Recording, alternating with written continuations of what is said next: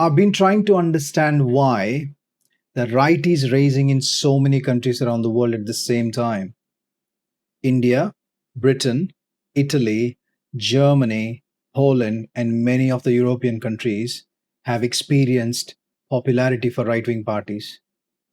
These countries do not have same economy, same history, or even same kind of right wing parties.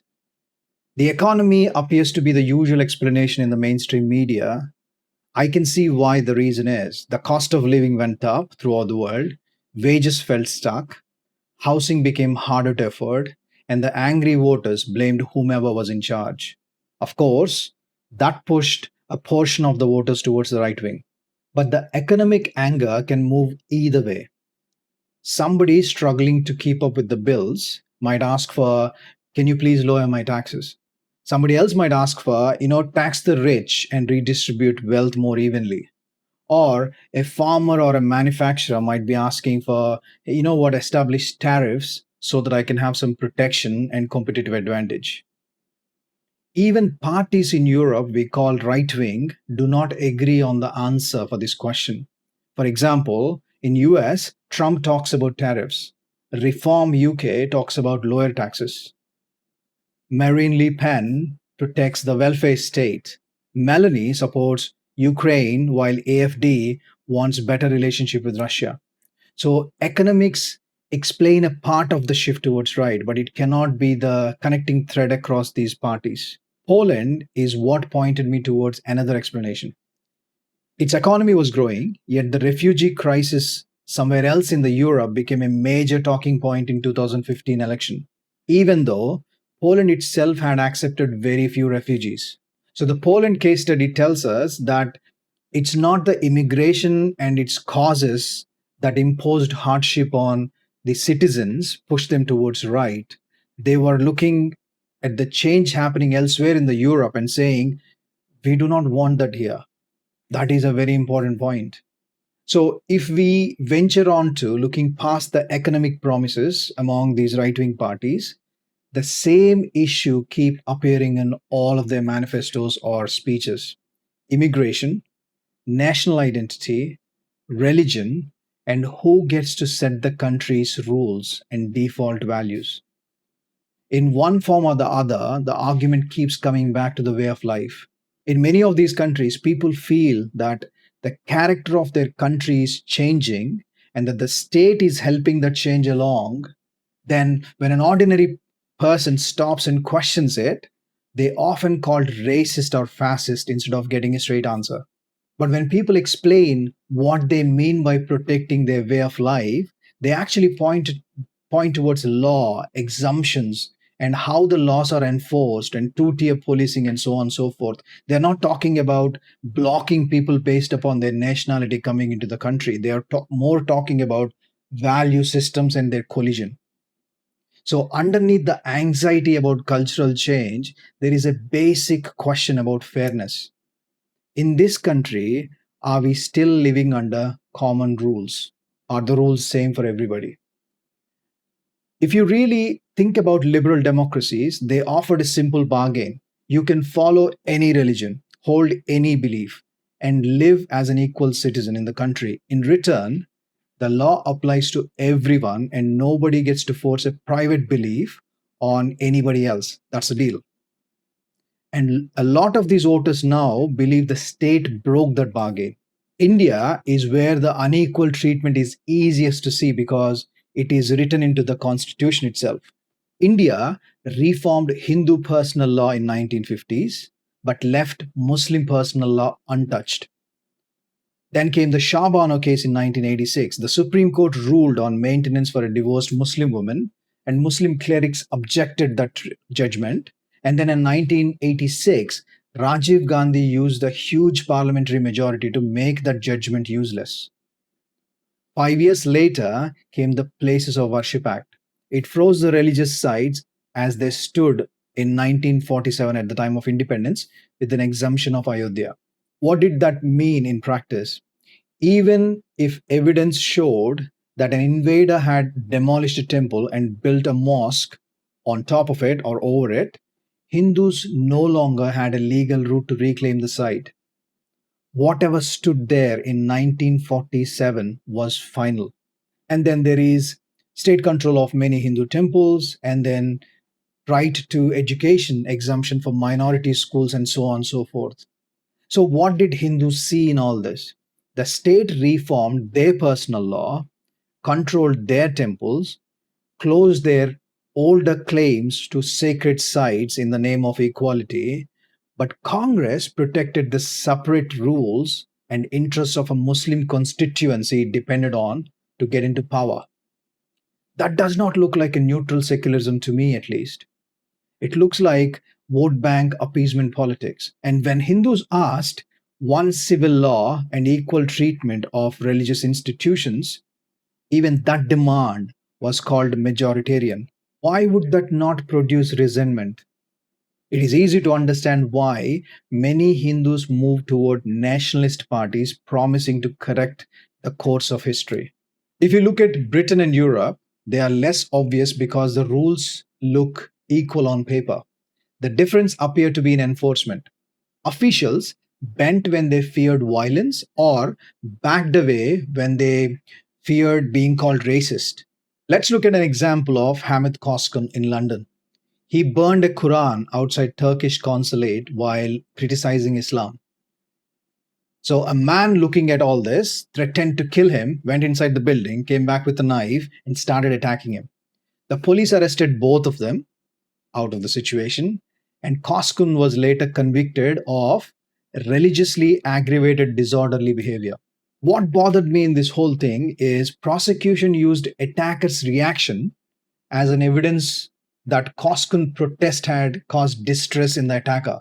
So the man with the knife gets angry and his anger becomes the evidence against the man he attacked. Figure that one out. It's quite surprising. The Crown Court overturned that conviction, thankfully, and High Court rejected an appeal to reinstate the conviction. So it all ended up well. But why did it get there though? Why did it get that far? If somebody else's violent reaction can make your speech criminal, then your freedom depends on somebody else's self control. Just think about that. You can say something, make somebody mad, so them getting mad is an evidence that you said something offending. It's a self-fulfilling prophecy, basically. That case raises a wider question. In Britain, when does offensive speech become criminal? Threats and incitement are easy to understand. If you call for a hotel full of asylum seekers to be burned down, you're not criticizing immigration, you're calling for an attack. That is a punishable action, yes. But grossly offensive. Offensive to whom? Criticizing immigration, Islam, Christianity, Hinduism means questioning a policy or a belief or an idea. It may offend somebody, obviously, so what? How are you supposed to know before you speak who will be offended and how much they will be offended, and how does something gets qualified as grossly offensive? For me, the difference is simple. Protect the people from threats and discrimination. Do not protect the beliefs from criticism. White supremacy and Islamism are ideologies. Christianity and Islam are religions. But white people and Muslims are people. They're not the same category. On this subject, Denmark went beyond prosecution and changed the law. After a series of Quran burnings, Turkey repeatedly summoned Danish diplomats. The Organization for Islamic Cooperation, OIC, demanded action from Danish government. And the Danish authorities started warning that the terror threat level in the country had risen.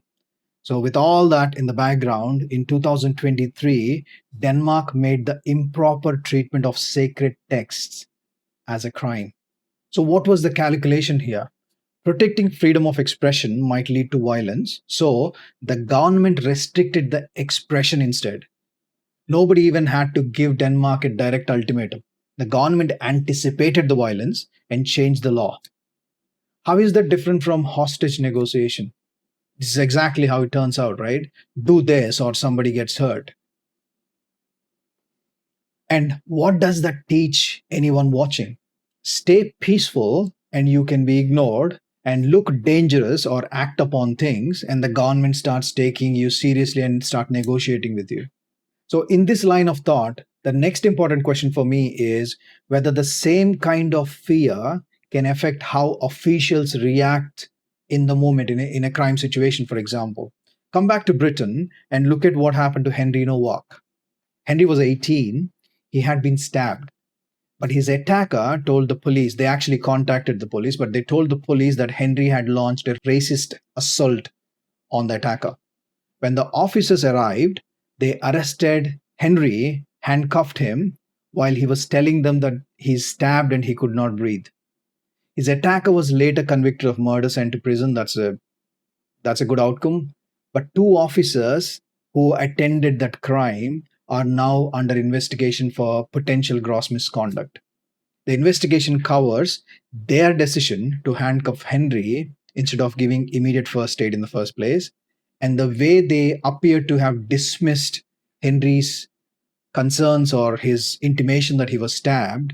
The third thing is, police watchdog is also examining whether race and religion affected their decision making. It's huge. It's being investigated, so I don't want to comment more on it, but it looks bad on the surface. So here is my question. How are people supposed to look at these things and not ask whether the racism allegation changed the police response? By the way, that question did not begin with Henry. The same month, a survivor led inquiry chaired by Rupert Lowe published a 219-page report on Britain's infamous grooming gang scandal. It brought together testimonies from survivors, their parents, and whistleblowers and mapped the cases across 149 local authority districts. The report's allegation is not vague. It says police, councils, social services, schools, and health services repeatedly failed to act because officials feared racism accusations, community tension, and losing political support. And Lowe was not the only one saying this, by the way. The government's own 2025 KC audit found that officials were so worried about appearing racist or inflaming community tensions that they often avoided recording and properly examining the perpetrator's ethnicity. So they didn't want to determine somebody to be Indian or Pakistani because they are unsure or worried about what that will do, basically. What kind of law enforcement is that? That is where the accusation of two-tier policing comes from. The law may be same on the paper, but officials became more hesitant to enforce it depending upon who is involved. Overall, the details are different across the countries. But the complaint keeps returning to the same point. Equal citizenship was supposed to mean common rules. Instead, people see that states and political parties negotiate different rules around religious identity, political pressure, and the threat of disorder. That raises the next important big question. Why would political parties keep doing this? Because minority communities understand the advantage of organizing around shared interests. A community does not have to decide the whole election.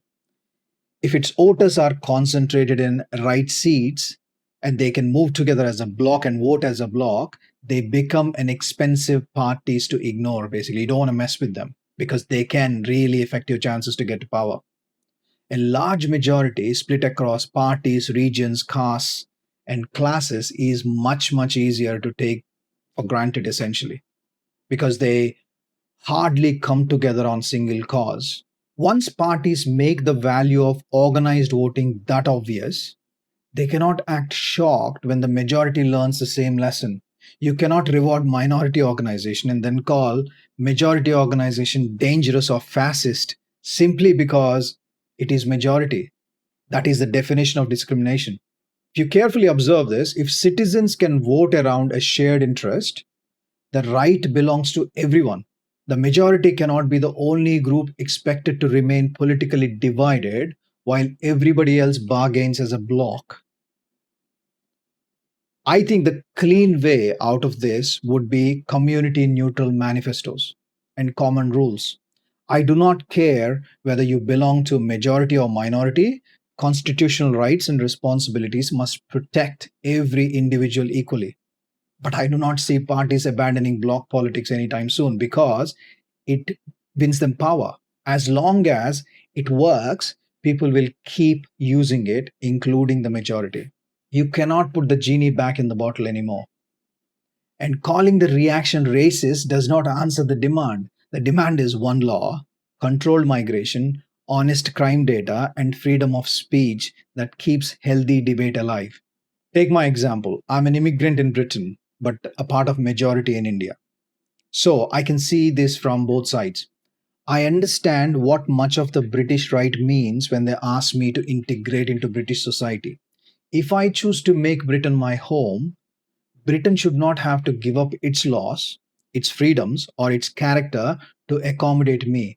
I have to join the country as it is, while enjoying the legal rights provided to me, which are exemplary to start with. Otherwise, I would not have emigrated to Britain in the first place. Integration does not mean Britain changing to accommodate me, it means me becoming a part of Britain. So, what does this all mean? I try to understand if economics is at the center of this whole right raising in the world, but I don't think it is. It could not explain Poland reacting to immigration elsewhere in the Europe, so they are actually looking at that as a lesson for themselves. It could not explain why India's argument kept returning to personal law, religious sites. It could not explain why Britain's argument kept returning to speech policing and integration. This is when all of these right talking points stopped looking like grievances to me. In each case, people felt they were losing a say over what their country was becoming, while the rules bent around groups able to organize, apply political pressure, or trigger fears of disorder. Let the majority ask for those same rules, and all of a sudden, the demand itself is treated as dangerous, majoritarian, fascist, racist, whatever. Mainstream parties either defended the unequal treatment or refused to talk about it outright. The right wing politicians talked about it. So the people who saw the inequality and felt the comfort in the messaging moved right. My own view is right leaning because I think majority's demand for equal rule is often fair. A majority can protect the character of its own country and organize politically. It's their fundamental right. If it is right for minority, it is right for majority too. But equality is still a fundamental right for every citizen. Currently, my worry is right is going to do the same mistake left has done by going too right. Start calling people you do not belong here because your skin color is wrong, or you are not born here, or you don't belong to a particular religion. That would be a fatal mistake.